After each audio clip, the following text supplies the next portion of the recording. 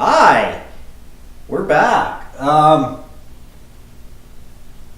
gonna get started on the torque tube today to finish off the rear end so I can get it back in the car. I've got the stock. This is the original torque tube. It's just a cast aluminum piece. It bolts on to the diff housing. Not quite sure why they've done it this way, but it's got a steel shaft that runs through that tube, and then it's supported by a bearing that's just mounts inside this rubber grommet here. I'm guessing it's to take a little bit of vibration for smoother running. This piece here just fits over top of these guys. They just bolt in and it mounts to the underside of the car. So I'm going to make my own. I've got a nice thick steel block that I picked up from the scrapyard, as well as some 2 1/4 inch 1/8 thick DOM tubing that I'm going to use for torque tube, hoping that it's going to be quite a bit stronger than these cast aluminum ones. I've broken 2 of them. And measure the holes on the stock flange and carefully transfer them over to the new steel flange.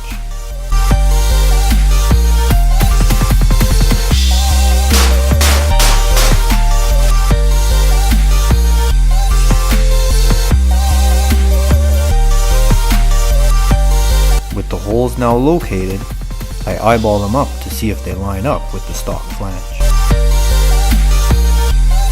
I then drill a pilot hole and gradually increase my drill bit size to ensure accuracy of the hole. And test fit each pair of holes to make sure they still match the stock flange.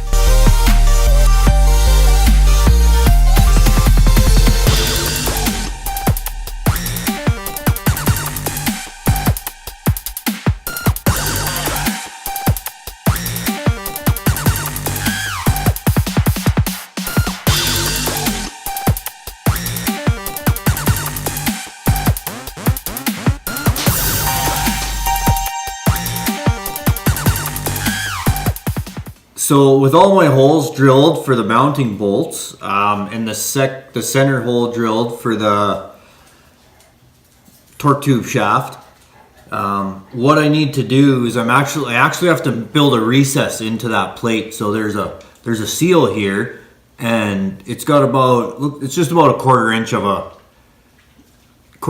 that seal boss kind of sticking out of there. So the factory torque tube has a recess in here to make up for that, so I got to do that as well. I measured it out to 2 5/8 outer diameter. I've got a 2 1/2 inch hole saw, so I'm gonna cut it with the 2 1/2 inch and see if it grows at all enough to fit in there. Otherwise, I'm gonna try and find myself a 2 5/8 hole saw. Give myself that 1/4 inch recess. Grind it all out, and then I'll flip it over to drill the 2 1/4 inch opening that the torque tube will actually slide into itself.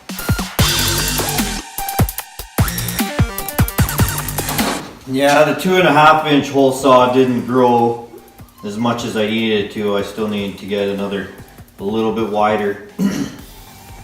So I'll track myself down a 2 5/8 hole saw to finish, I guess.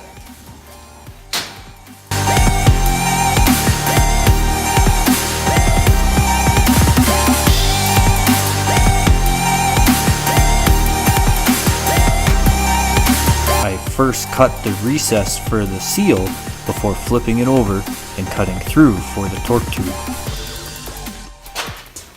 Alright, so I've got my hole drilled through. The mounting flange, I had an end mill kicking around in my toolbox for some reason. I'm going to try stick it in the drill press and see if I can't hand mill the edge of the seal recess, and hopefully I don't hurt myself, wreck my drill press, or wreck my flange.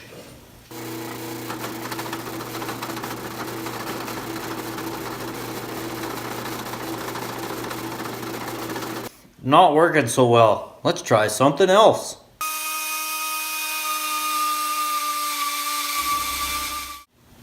Alright, the flange should be done. I've got the recess in there for the seal, the 2 1/4 inch hole, which we should fit nice and snug. There's a little bit of play in there, I'll be able to work with that though. Let's see if it fits on the diff.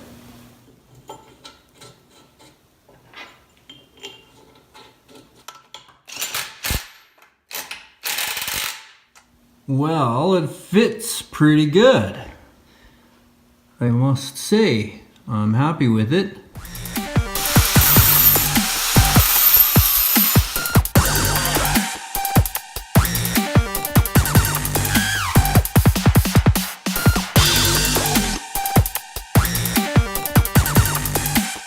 Using a series of measurements with a square and a level, I get the torque tube as square as I can to the flange before welding it together.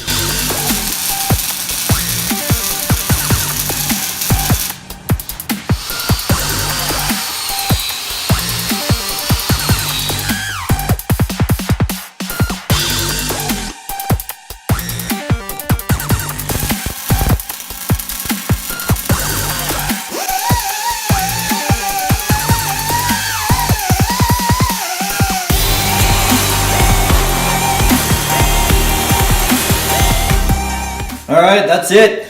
Torque tube's done. Welded, trimmed down. I welded it on both sides, outside, and then I left it recessed a little bit so I could get a good weld on the inside. Should be good. The stock one is light, cast aluminum, brittle. This is all steel, baby. If this thing breaks, I'll just pack it in. But realistically, all it's going to do is transfer the damage somewhere else and probably break something a little less forgiving. But regardless, this was cool to do anyway. I just got to make the mounting bracket to get it to the car. But that just slides on. That's not a physical part of the tube. And this sucker can go back in. Whew, can't wait. Finally got the parts to finish the rear end. Capital Gear hooked me up. I've got the spherical bearing. It's going to mount on the torque tube. It's going to sit inside the bearing hanger, and that's going to be my torque tube support now. It's going to allow for a lot more movement. I also got these little spherical high misalignment bearings. They're going to go in my control arms. They're going to replace the rubber control arm bushings. That's really going to help with the rear end movement as well. Free it up a little bit. You don't get that bind from the rubber bushings. And then this showed up as well. This is the mag pickup for my Chinese digital dash, so we can see how fast we're going. I don't even know if it's going to work. I've never hooked up one of these. I don't know what the heck to do. Google will be my friend, I'm sure. Anyways, let's get it done.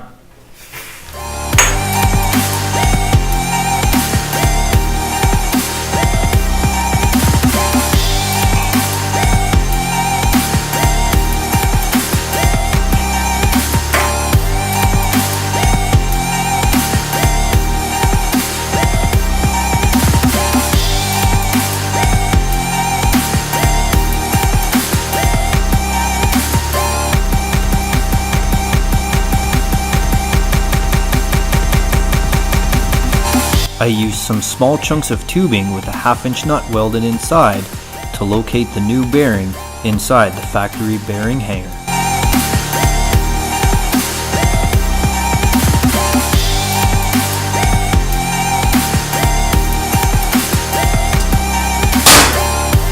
To locate the new speed sensor, I eyeball center of the tube and take a shot in the dark at a distance to drill my hole.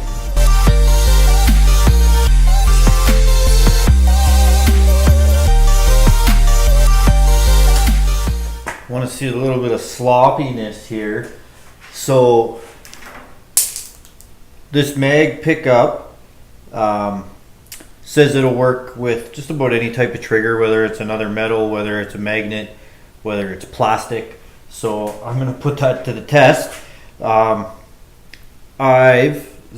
put a zip tie. I've taped a zip tie to the shaft in the torque tube, and we'll try and use that as the trigger, and we'll see if this works. If not, we can try multiple other objects when I so feel like it. And then the torque tube shaft, it just fits inside this little rubber bushing. There's a bearing in there. It's got like a little rubber race for the bearing. Then the drive shaft yoke goes right on the end. We'll slide this on and see if it works.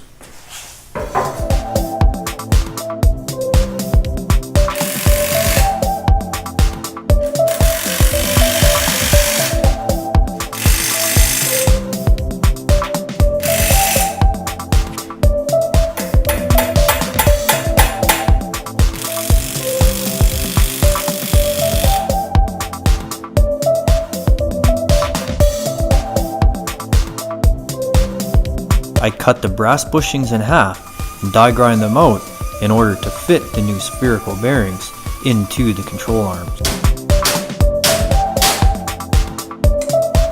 Using a hammer and a socket, I press the bearings into the bushings and then the bushings into the control arms.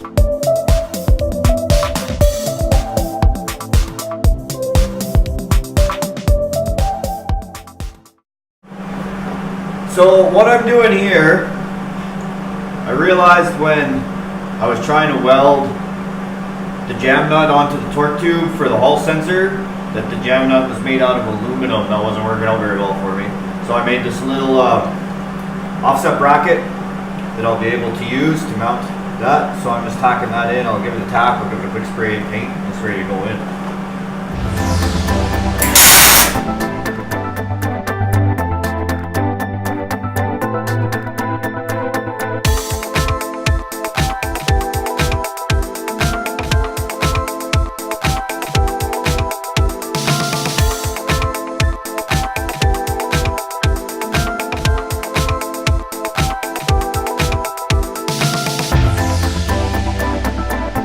Alright, so everything's where it's supposed to be. The diff's in, control arms are in, panhard bars in, shocks are in, and the bearing hanger for the torque tube is in. Right back in the stock location as it's supposed to be, mounted in a stock application with our fancy new bearing.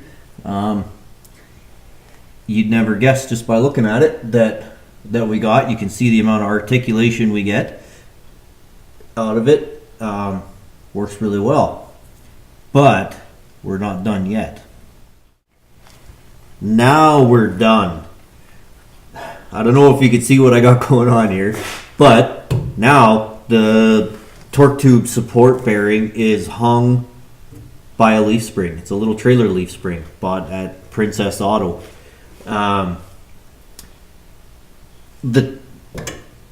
The leaf spring's mounted right near the control arm mounts on the bottom of the car, and then it's just U-bolted to the bearing hanger.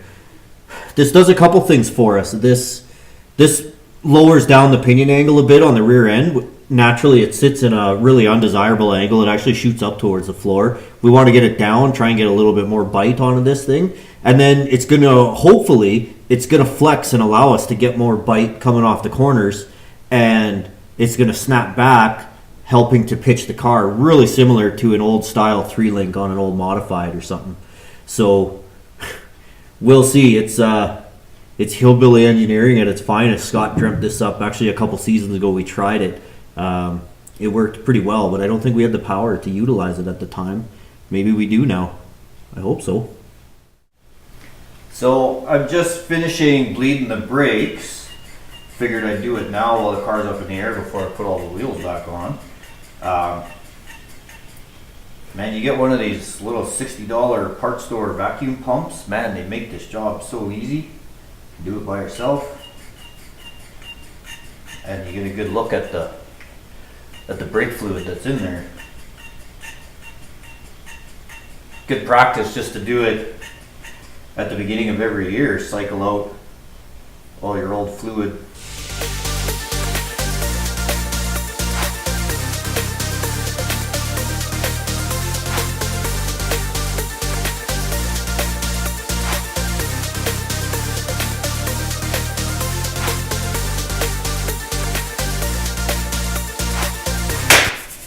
at that. Car is back on the ground on all 4 wheels again for the first time in months. I feel accomplished. Feels like a really big accomplishment to get it back to this point. So all the fluids are in, the brakes are bled, tires are on, fuel's in it. That means I can take it for a test drive.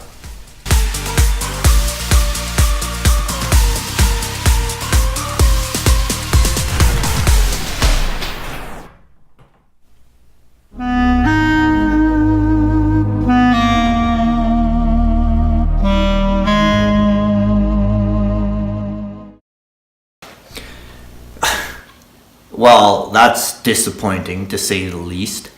There's still a lot of snow. It's been a brutal spring for us this year. But it is what it is. A lot of things happened during the making of this video. I got the dashboard installed. I painted the whole car. Got a lot of stuff done as I was waiting for parts and trying to figure out what needed to be done. But it all came together really well. Really happy. We'll see how well the rear end works. I like the fact that it's going to really articulate now without a lot of load and a lot of stress put on the components itself. But I think most importantly, and that's something that if there was anything I'd like most people to take away from it, is those control arm bushings. It was really easy to do, easy to source those parts. Our rules say stock trailing arms, stock lower control arms, and the stock location. And that's exactly what I have. I didn't have to modify the control arms in any way to make those bushings and to make those sphere bearings fit. And now you kind of get the benefit as if it was rod ends on the back of that, and they'll be able to move and articulate, free up the rear end a little bit, make the movements a little more dramatic and a little less stress on the components. That's the kind of stuff that really separates guys at the racetrack. It's easy to do, and it's unassuming. A lot of people might not even notice that because they still look like they're factory. There's no rod ends welded onto it or anything like that. But it's that kind of stuff. It might make you just that much better than the guy next to you. And at the end of the day, all you're trying to be is that much better than the person next to you. So that's the kind of stuff we really enjoy doing. Now, the leaf spring, that could be a whole new ball game. And I feel like if they ever open up the rules to let us have adjustable trailing arms, that would completely wake this chassis up. It would basically turn it into like a modified from the mid 90s, but nonetheless, that's still a decade ahead of the natural geometry of this car. So